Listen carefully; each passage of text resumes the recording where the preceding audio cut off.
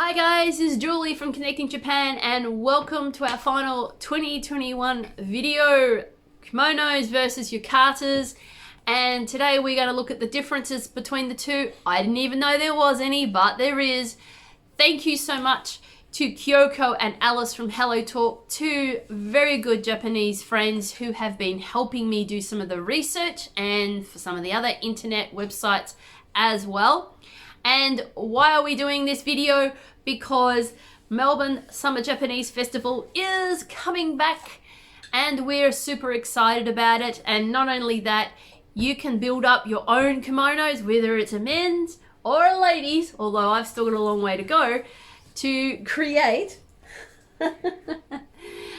your full set. So we're going to talk about when is it appropriately good to wear one. That's great English, isn't it? And the cost involved, whether you want to buy, whether you want to rent, and some of the places you can go to get them, and all the history and everything about them. So you're going to be able to know the difference and you can buy your own if you choose to, and experience part of Japanese culture. That's the most important bit, isn't it?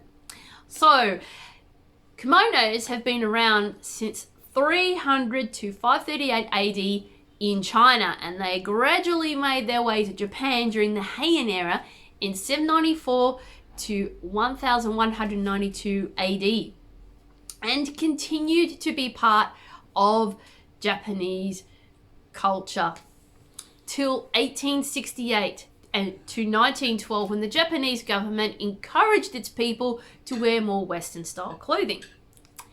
And of course, if you go to Japan or you even see our Japanese clothing brands in Oz video, there's more than just clothing, but predominantly that, you'll probably see that we put some pretty good examples of different streetwear: loose, elegant, comfortable, functional.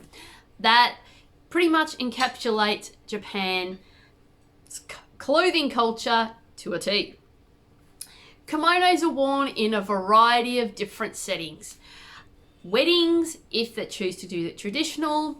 Then you've got some historical settings where if you go to some of the older towns and you see them wearing the clothing, you can rent some kimonos for the day and be part of the experience. Or in funerals where it would be more somber, darker colors, not quite this design, but you get what I mean. And also there would be tea ceremonies, which is one we didn't think about originally, but yes, you would probably be encouraged to wear something like that as well.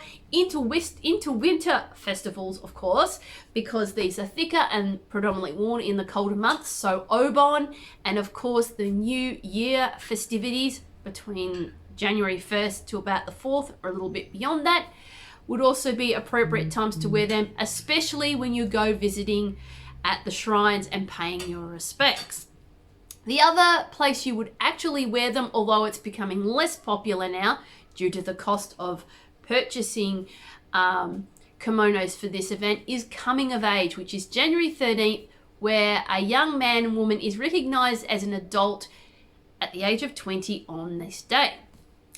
And they these days prefer to wear more Western style clothing, but it would be an appropriate time to wear. So what parts are in a kimono? Well, the men and women's kimonos obviously vary. Like I said, don't have all the parts here, but we're just going to go through them now. The one part is the undergarment that both men and women wear, called the naga juban. And it's not just an undergarment. It prevents dirt and sweat getting onto the kimono. So, as we said, the fabric for a kimono is quite expensive, elaborate, difficult to clean. So the naga juban actually absorbs all the dirt, so all you have to worry about is cleaning that. The next part, of course, for the ladies is the kimono, which is made up of elaborate panels. Again, the men's one is also made that way, so that's why it costs so much to make them. For the women, we have the koshihimoi, is the hip ribbon. Now it keeps the nagajuban and the kimono together to give it a nice form-fitting look. Next would come the obi. Now I don't have an example for the ladies, but this is a man's version here, so you can see that they're quite wide and give it that figure-hugging look. And the next part after that is the obi-age, which is a bustle or pillow to the back. Now, depending on the season will depend on how elaborate and colourful it is, and usually does reflect whether there is festivals or anything on that sort of look for the kimono. And it would all obviously complement it as well. And the last bit that actually puts the whole kimono together is the obe-jime. So this is an example of one. I have an obe-jime right here, so you can see the gold thread running through it, and they usually have an elaborate end like that. It ties in the middle with a nice little knot. Now even that knot can be elaborate as well if you have the right tools for that.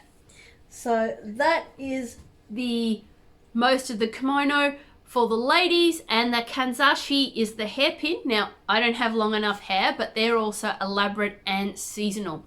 Now one thing you've got to understand about Japan with their clothing, a lot of it is seasonal and they try and stick to those seasons. So whether it's colorful or functional, it's always reflective of the season.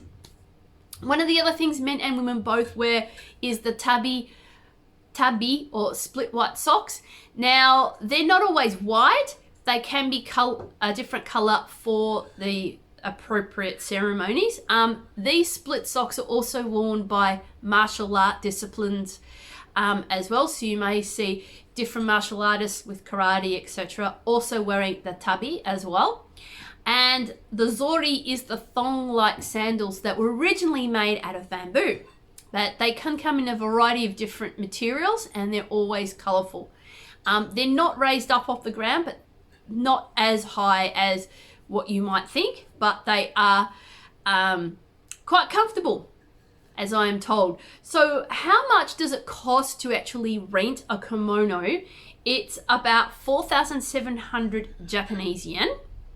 And to buy one is 100,000 to 200,000 Japanese yen. Wow, that's quite a bit. In Australia, if you wanted to actually learn how to make them or to craft them, you could go to the online store Kimono House, where they have workshops on how to show you, and they also make new ones as well if you don't want to have the trouble of doing that. Japanash is a vintage store, which this is possibly where these came from originally, and they sell vintage ones there. So you, I believe there might be a shop that you can visit there as well. We'll put the links to these stores down in the comments. DH Gate, and of course Melbourne Summer Japanese Festival, and the actual kimono themselves range about this part of it range between 20 to 30, maybe $40, and about $20 for the obi-jime, and roughly about the same cost for the obi as well. So you could possibly conceivably at a pinch maybe make the whole thing for the ladies, not including the hairpin, for about $100, maybe a bit more. But that will depend on the stock. We don't know what's going to be there on the day. Okay, so yukatas. What's the big difference? Well, there's a fair few things. For starters, the yukatas did not really come around until the Edo period. So that's like the main samurai period. Edo also is an old word for Tokyo. So very popular around then. It interests you to know that it was originally sleepwear. So up until about 1868, 1912, around about the period where things started to change with clothing in Japan, the same thing would have happened with yukata, that it would have been encouraged to wear pajamas and not yukata to sleep in. Now, if you go to a ryokan or a traditional Japanese inn, chances are you may be offered a yukata to sleep in, and pretty much if it's an onsen there, you will definitely be encouraged to wear a yukata going to and from the onsen. They're also worn in the summer months, especially around Natsu Matsuri, summer festivals. There is no undergarment underneath, so it's light and airy, quite casual as well. So I guess yukata is the casual form of the kimono in a sense. And you would also wear them sometimes in traditional settings in the evenings as well. So the different parts, majority of it is shared the same, boys, girls. Yukata, and then you have the obi. The geta, G-E-T-A, is the raised shoes that everybody associates with most Japanese people wear, but they only ever wear them in the summer with the yukata. There's no socks required, and they're quite comfortable, I'm told. And then there's the ginchaku, which is a small bag for holding things like your mobile phone and other small oddments that you want to bring. And of course, for the ladies, your fan is optional. And of course, you can also have your parasol as well.